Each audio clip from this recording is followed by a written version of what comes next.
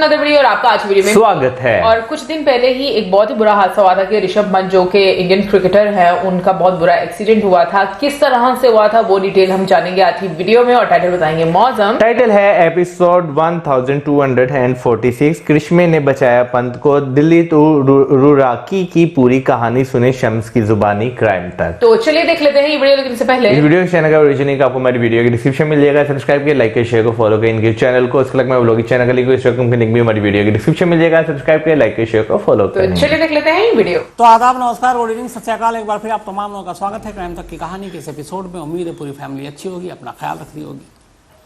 आज फ्राइडे शुक्रवार की सुबह सुबह 3 खबरें आई। पहली खबर प्रधानमंत्री नरेंद्र मोदी जी की मां के निधन की। करीब 100 साल की उनकी उम्र थी और परसों तबीयत बिगड़ी थी, फिर उन्हें एक अस्पताल में ले जाया गया। खुद प्रधानमंत्री वहां अस्पताल पहुंचे थे, उन्होंने वहां जाकर देखा, करीब 1.5 घंटे अस्पताल में रहे, फिर वो लौटकर दिल्ली आए।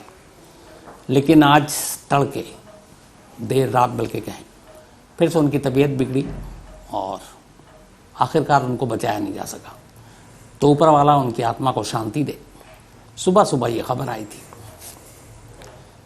इसके बाद एक दूसरी खबर आई, फुटबॉल के जादूगर पेले की मौत की। जो भी इस दुनिया में फुटबॉल के शौकीन हैं शायद 2 नाम हमेशा याद रखेंगे, एक मैराडोना और एक पेले। मैराडोना तो बाद में आए। असल में कहते हैं पूरी दुनिया में फुटबॉल को जो मकबूलियत और मशहूरियत मिली, फुटबॉल जो जाना गया, उसका बहुत बड़ा क्रेडिट दिया जाता है पेले को। पेले मतलब फुटबॉल के जादूगर।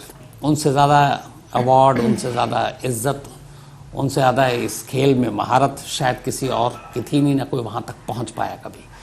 कहते हैं सदी का उससे बड़ा कोई प्लेयर फुटबॉलर हुआ नहीं जो पेले के अंदर जादूगरी थी। वो इंडिया भी आए थे, कोलकाता में भी मैच खेला था। पेले दुनिया के इकलौते फुटबॉलर हैं जिनके नाम 3 वर्ल्ड कप हैं। 3 बार वर्ल्ड कप उन्होंने ब्राजील को जिताया था। लगातार 2 बार वर्ल्ड कप भी जिताया था, 58 और 62 में, 1958 और 62 में। सबसे ज़्यादा गोल करने के भी उनके पास रिकॉर्ड है उनके नाम पर। और ब्राज़ील और पेले दोनों को लगभग यूं कहें कि अलग करके देखा ही नहीं जा सकता। ब्लैक पर्ल भी उनका नाम पड़ा, फुटबॉल के जादूगर। तो 82 साल की उम्र में कैंसर से वो जूझ रहे थे और साओ पाउलो के अस्पताल में उनकी मौत हुई। उनकी बेटी ने इसकी खबर दी। तो ये दूसरी खबर थी आज सुबह फ्राइडे की। एक तो प्रधानमंत्री नरेंद्र मोदी जी की मां की और फिर उसके बाद पेले की। अभी इन 2 खबरों के बारे में सब सोच ही रहे थे हम सभी, तभी एक तीसरी खबर आई। और तीसरी खबर थी भारतीय क्रिकेट टीम के ताबड़तोड़ बल्लेबाज, विस्फोटक बैट्समैन ऋषभ पंत के कार एक्सीडेंट में घायल होने की। शुरुआत में जो तस्वीरें आई वो देखकर हर कोई दहल उठा। वो तस्वीरें अपने आप में डराने वाली थी। तो आज एक तरह से इसको ब्लैक फ्राइडे भी हम कह सकते हैं। ऋषभ पंत के एक्सीडेंट को लेकर बहुत सारे लोगों के मेल आए। मैं, चूंकि आप सबको पता है कि मैं खुद एक क्रिकेट का बड़ा फैन हूँ, सारे मैचेस देखता हूँ, तो किसी भी क्रिकेटर के साथ कुछ होता है तो एक अजीब सी तकलीफ पहुँचती है। ऋषभ पंत 2016 की बात है, इंडिया अंडर 19 वर्ल्ड कप खेल रहा था और फाइनल में हम पहुंच चुके थे। और तब ये उम्मीद थी कि हम जीतेंगे, इसलिए कि उस टीम में ऋषभ पंत, ईशान किशन, सरफराज खान, ये तमाम लोग थे। लेकिन 2016 के उस वर्ल्ड कप के फाइनल में वेस्ट इंडीज़ ने हमको हरा दिया और हम रनर अप रहे। उस फाइनल के 2 दिन के बाद ऋषभ पंत और ईशान किशन हमारे दफ्तर आए थे, यहाँ फिल्म सिटी इंडिया टुडे के दफ्तर में। आज तक पे इंटरव्यू था और अपने विकी पाजी यानी विक्रांत गुप्ता को इंटरव्यू करना था। तो उस वक्त दोनों फर्स्ट फ्लोर पे स्टूडियो में थे और मैं इत्तेफाक से मेकअप करा के निकल रहा था और मुझे वारदात की एंकरिंग करनी थी। तो रास्ते में टकरा गया था, विकी पाजी ने बताया। तो मुझे बड़ी खुशी हुई जब दोनों ने बताया कि वो चूँकि टीवी देखते हैं और वो वारदात भी देखा करते थे, तो वो पहचान भी गए। फिर दोनों के साथ एक तस्वीर भी ली, चूँकि क्रिकेट का दीवाना। ये जो तस्वीर है वो तस्वीर आज मैंने देखी, फिर याद आई, तो फिर दीपक ने कहा इसको लगाता हूँ। तो ये उसी 2016 की तस्वीर है ये, जब दोनों अंडर 19 वर्ल्ड कप के फाइनल में हम हार गए थे वेस्ट इंडीज से, उसके बाद आए थे। उसके 2 साल के अंदर अंदर ही ऋषभ पंत को मौका मिल गया था इंडियन टीम में। 2018 में, लेकिन उससे पहले उनके फादर की भी मौत हो गई थी। अभी आपको याद होगा कि बांग्लादेश में टेस्ट सीरीज मैच था, ये 2 टेस्ट मैच की सीरीज थी और ये दोनों टेस्ट मैच हम जीते, 2-0 से बांग्लादेश को हराया। हालांकि उससे पहले वनडे में हम हार गए, पहला दोनों वनडे हारे थे, तीसरा हमने एक तरफा जीता था। तो बांग्लादेश में 2 टेस्ट मैच की सीरीज थी। दूसरा टेस्ट जो था वो खत्म हुआ था 25 दिसंबर को। 25 हालांकि उनको खत्म होना था 24 दिसंबर को ही, लेकिन 4 दिन में ही हमने वो टेस्ट मैच जीत लिया था। इस टेस्ट मैच में ऋषभ पंत ने 93 और फिर 9 रन बनाए थे दोनों इनिंग में और ताबड़तोड़ बल्लेबाजी की थी। तो 2 टेस्ट मैच की सीरीज खत्म हो गई थी 24 दिसंबर को ही, बल्कि 25 दिसंबर को ऋषभ पंत बांग्लादेश से दुबई पहुंचते हैं। दुबई में धोनी और साक्षी धोनी ये लोग सब वहां मौजूद थे किसी इवेंट में, प्राइवेट गैदरिंग भी थी, कुछ और दोस्त थे धोनी के। और आपको पता है कि ऋषभ पंत के मेंटोर धोनी है, वो उनको अपना आइडियल मानते हैं क्योंकि दोनों विकेट कीपर हैं और दोनों पहाड़ी भी एक तरह से। तो ऋषभ पंत चूंकि थोड़ी इंजरी थी, तो जो 3 जनवरी से भारत और श्रीलंका के बीच वनडे और T20 की सीरीज शुरू होने जा रही है ट्यूसडे के दिन से, उस इंजरी के चलते ऋषभ पंत को वनडे और T20 दोनों से बाहर रखा गया। तब फिलहाल मैच कोई था नहीं, नया साल भी आ रहा है, तो वहां से सीधे दुबई पहुंच गए। श्रीलंका तो जाना नहीं था, दुबई में वो रहे। एक फोटो बाकायदा साक्षी धोनी ने इंस्टाग्राम पे भी पोस्ट किया। वहां 27 दिसंबर को एक पार्टी में ऋषभ पंत, धोनी और ये तमाम लोग मौजूद थे। फिर वहां दुबई में रहने के बाद ऋषभ पंत दिल्ली लौट आते हैं। दिल्ली आने के बाद कल 29 दिसंबर की रात को वो दिल्ली में हैं। यहां उतरने के बाद अब उन्हें रुड़की अपने घर जाना है। रुड़की में उनका अपना घर है जहां पे उनकी मां रहती हैं सरोज और उनकी सिस्टर रहती हैं। तो अब उनको रुड़की जाना था। दिल्ली से देर रात, कहते हैं कि अमूमन 2 से 3 के दरमियान ऋषभ पंत अपनी मर्सिडीज कार में रुड़की के लिए रवाना होते हैं।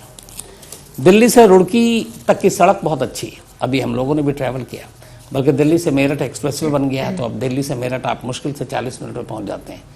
दिल्ली से पहले देहरादून जाने में जहां 5-6 घंटा लगता था, अब आप देहरादून आराम से 4 घंटे में पहुंच जाते हैं। दिल्ली से रुड़की तक की दूरी मुझे लगता है 3 से 3.5 घंटे में आराम से पूरी की जा सकती है। करीब 218 किलोमीटर 218 किलोमीटर यहां से पड़ता है दिल्ली टू रुड़की। तो मर्सिडीज में अपनी कार में निकले, अकेले निकले, खुद ड्राइव कर रहे हैं। इसके बाद सुबह के करीब 5:30 बजे का वक्त था और इत्तेफाक से आज मौसम ठीक था, कोहरा नहीं था, वरना दिल्ली में तो और आसपास में कोहरा बहुत होता है, लेकिन कोहरा नहीं था, मौसम साफ था। लेकिन अभी भी अंधेरा था सड़क पर, 5:30 का वक्त था, ठंड का महीना है। तो नरसान के पास पंत की कार पहुंची। नरसान रुड़की से करीब 18 किलोमीटर पहले है, मतलब अब उनकी मंजिल 18 किलोमीटर रहेगी, तो मुश्किल से आधा घंटे का और सफर तय करना था। नरसान पहुंचते हैं, 5:30 सुबह का वक्त है, खुद गाड़ी ड्राइव कर रहे हैं। नरसान में अचानक पंत की मर्सिडीज सड़क के डिवाइडर से टकरा जाती है। गाड़ी की रफ्तार शायद ज्यादा थी, उसकी वजह यह है कि जब डिवाइडर से गाड़ी टकराई तो गाड़ी उछलकर सड़क की दूसरी तरफ चली गई, यानी कि जो सामने से गाड़ी आ रही है दूसरे लेन में, उस तरफ जाकर मर्सिडीज गिरी उछलते हुए। सड़क पे मर्सिडीज उधर गिरी। इत्तेफाक से दूसरी तरफ से उसी वक्त हरियाणा रोडवेज की एक बस आ रही थी जो देहरादून से आ रही थी। बस के ड्राइवर ने इस गाड़ी को अपोजिट साइड से उछलकर इस तरफ गिरते हुए देख लिया और बहुत तेजी से, उसने ये भी देखा था कि गाड़ी की रफ्तार अच्छी खासी तेज है। अब इस बस की भी रफ्तार करीब 50 से 60 के बीच में थी प्रति घंटा के हिसाब से। गाड़ी उधर से उछलकर इधर गिरी मर्सिडीज पंत की, सामने से वो हरियाणा रोडवेज की वो बस, और उस ड्राइवर ने देखा। अब उसने कहा कि अगर वो इसी रफ्तार में चला तो हो सकता है गाड़ी से टक्कर हो जाए जो सड़क पर गिरी पड़ी है। उसने किसी तरीके से गाड़ी को एक तो ब्रेक मारा और दूसरा सर्विस लेन की तरफ को बस उसने घुमाई और फिर ले जाकर पूरी ब्रेक मारने के बाद टक्कर बच गई। वो बस से कूदा और भागकर स्पॉट पर आया। इधर जब वो आया तो देखा कि गाड़ी के बाहर एक शख्स जख्मी हालत में जिसके चेहरे और सर से खून गिर रहा है और कपड़े भी नहीं है बदन पर, वो खड़ा हुआ है। ड्राइवर उससे पूछता और इस दौरान में गाड़ी के अंदर से चिंगारियां उठ रही हैं। अब ऐसा लग रहा है कि गाड़ी में किसी भी वक्त आग लग सकती है। तो जो ड्राइवर है वो ड्राइवर उससे पूछता है ऋषभ पंत से कि कार के अंदर कोई और भी है। तो ऋषभ पंत कहते हैं कि कोई और नहीं है। फिर ऋषभ पंत खुद उस बस ड्राइवर से कहते हैं कि मेरा नाम ऋषभ पंत है, मैं क्रिकेटर हूँ। ये जो बस ड्राइवर था इसको क्रिकेट का शौक नहीं है, इसलिए वो ऋषभ पंत को नहीं पहचान पाया। लेकिन इतनी देर में फिर बस का कंडक्टर और बाकी लोग आ गए। बस ड्राइवर ने अपनी चादर जो वो लेकर चल रहा था वो चादर फौरन बस से निकाली और ऋषभ पंत को उड़ाया, ठंड भी थी। और फिर इतने में गाड़ी में आग लग गई। आग के शोले इतने ऊपर उठ रहे थे कि आसपास में जो लोग रहते थे, जो बस्तियां थी, उन्होंने एक तो टक्कर की आवाज सुनी, फिर ये आग का शोला उठते देखा तो बहुत सारे लोग वहां पर भाग कर आए। कुछ गाड़ियां चूंकि गुजर रही थी, ये हाईवे 24 घंटा खुला रहता है, तो उन्होंने एक आग की लपटों में गाड़ी को देखी, डिवाइडर से टकरा गई।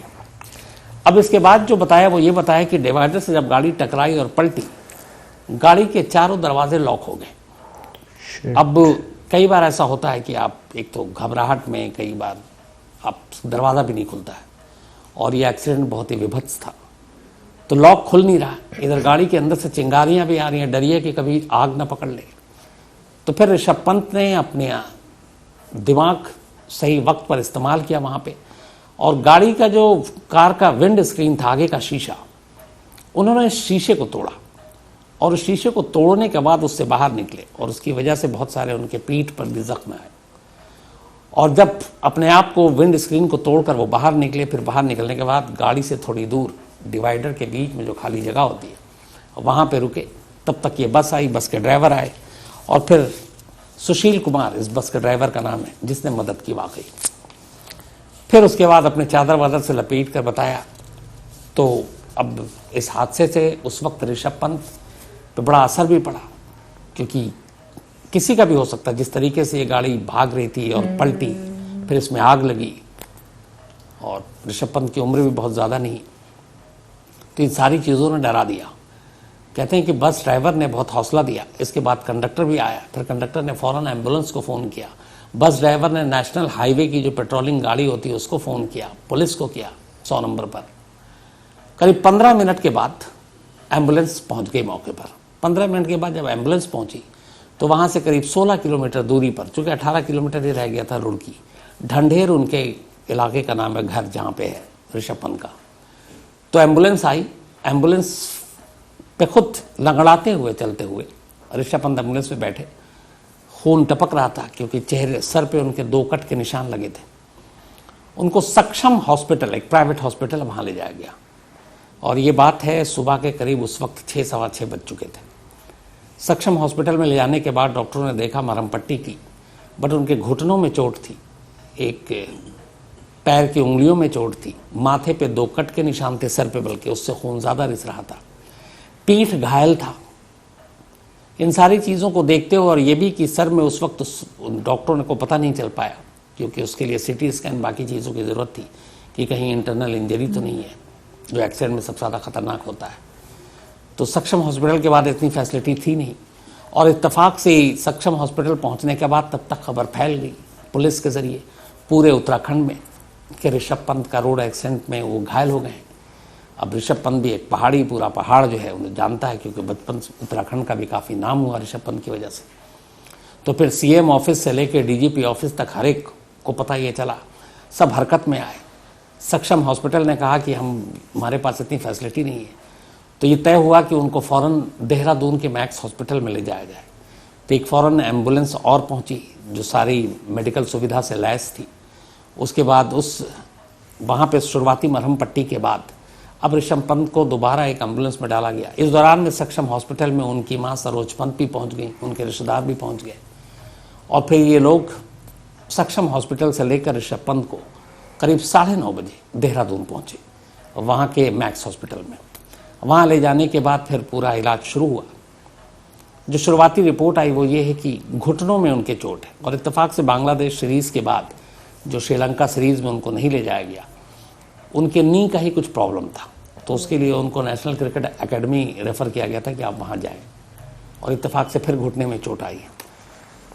कलाई में, दाहिनी कलाई में उनके चोट है, एक पैर के अंगूठे में चोट आई है, पीठ पे बहुत सारे जख्म हैं और साथ में सर पे 2 कट के निशान हैं। तो डॉक्टरों का ये कहना है कि शायद सर्जरी करनी पड़ेगी। और लेकिन अभी तक की जो रिपोर्ट है उसमें यह है कि कोई इंटरनल इस तरह की चोट नहीं, कोई खतरे या ऐसी बात नहीं है।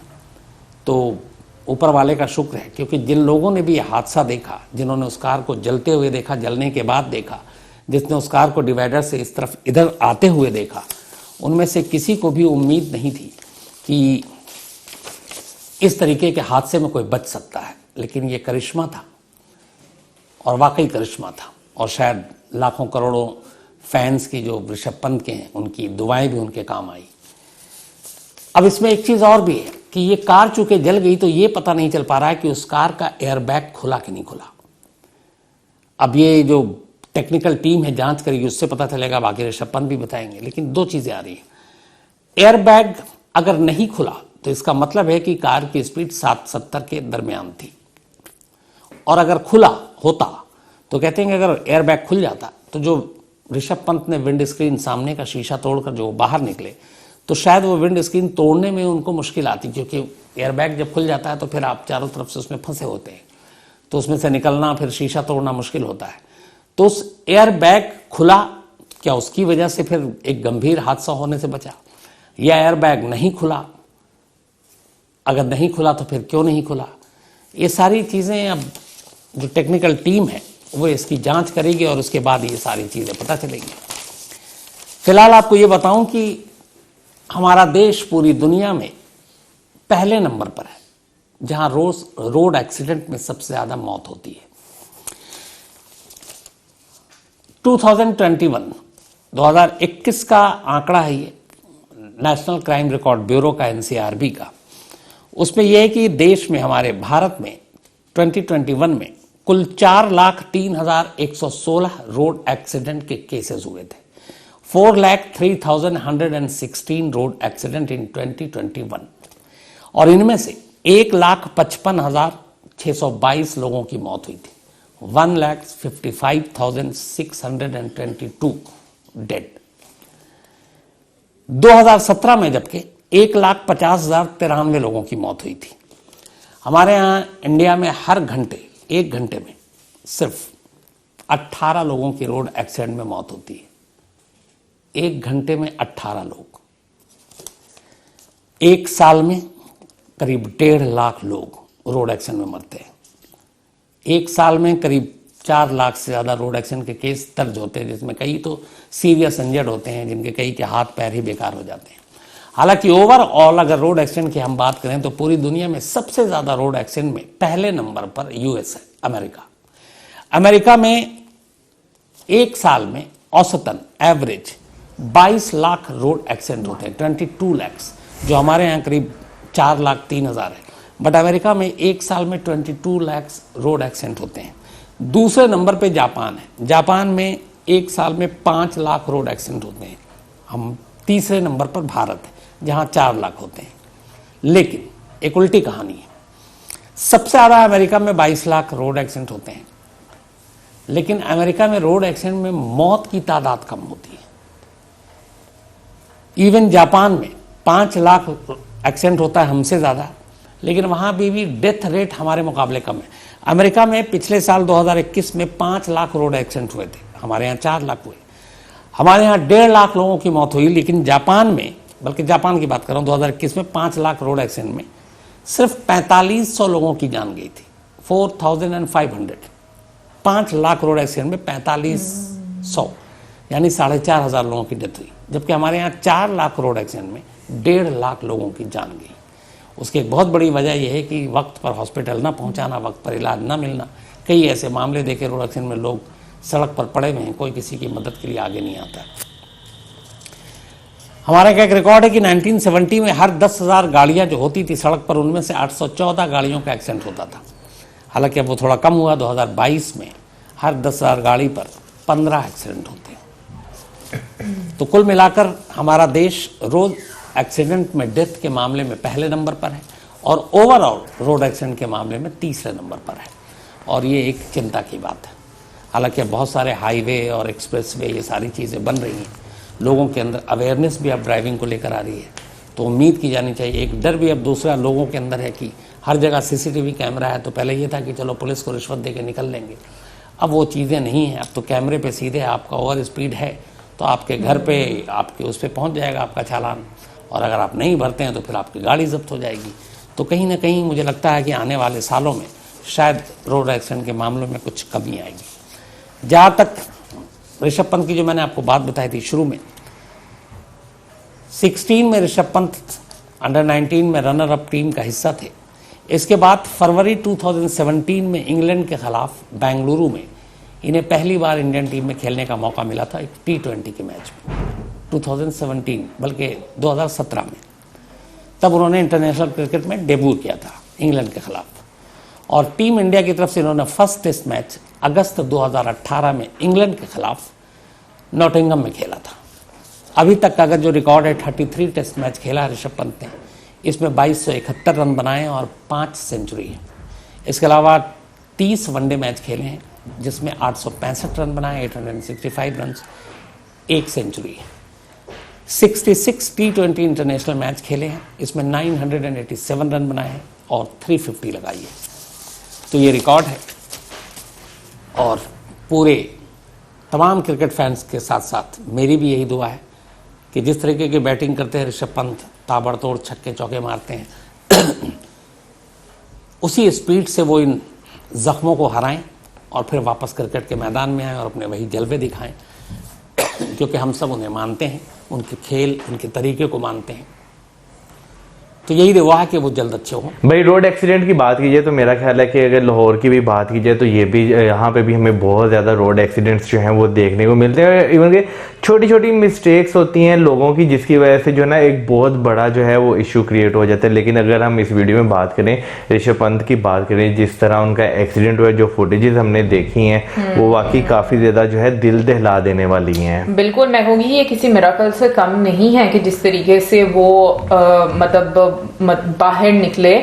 वैसे 60 से अगर 70 की स्पीड है तो वो बहुत ज्यादा तो नहीं मानी जाती। मौजम 60 से 70 की स्पीड अब नॉर्मल होती है। मतलब वो यही मैं चीज सोच रही हूँ कि 60-70 की स्पीड में, लेकिन वो हुआ ना कि जैसे उनकी आंख लग गई और फिर डिवाइडर के साथ जाके टकराई, तो मे भी उसकी वजह से। यार मैं देख रहा था वीडियो में जो डिवाइडर दिखाया उसमें वो लोहे के रॉड्स भी लगे हुए हैं जो तो मुझे नहीं मालूम कि जो स्पीड जो है वो कितनी होगी, लेकिन अगर ज्यादा भी थी तो जैसे बीच में जो है शम्स सर ने कहा कि एयर बैग्स नहीं खुले, ठीक है, तो ये भी चीज तो देखने वाली है ना। बिल्कुल, लेकिन एक लिहाज से अगर देखा जाए तो एयर बैग्स अगर खुल भी जाते, जैसे शम्स सर ने बीच में बोला, तो फिर उनका निकलना भी जरा मुश्किल हो जाता। लेकिन मुझे ऐसा लगता है ना गाड़ी में कुछ इस तरह का सिस्टम होना चाहिए, क्योंकि इतनी महंगी गाड़ी होती है तो उसमें कुछ इस तरह के सिस्टम सेफ्टी के लिए होने चाहिए कि जैसे डोर्स उन्होंने बोला कि ऑटोमेटिक लॉक हो गए, तो वो कितना एक प्रॉब्लम वो भी एक हो जाता है। तो मुझे लगता है कोई इस तरह का सिस्टम होना चाहिए जिसमें आप बाहर जो है वो आसानी से निकल सकें। हालांकि मर्सिडीज, BMW, ऑडी है जो बड़ी बड़ी गाड़ियां जिन्हें यहाँ पे लग्जरी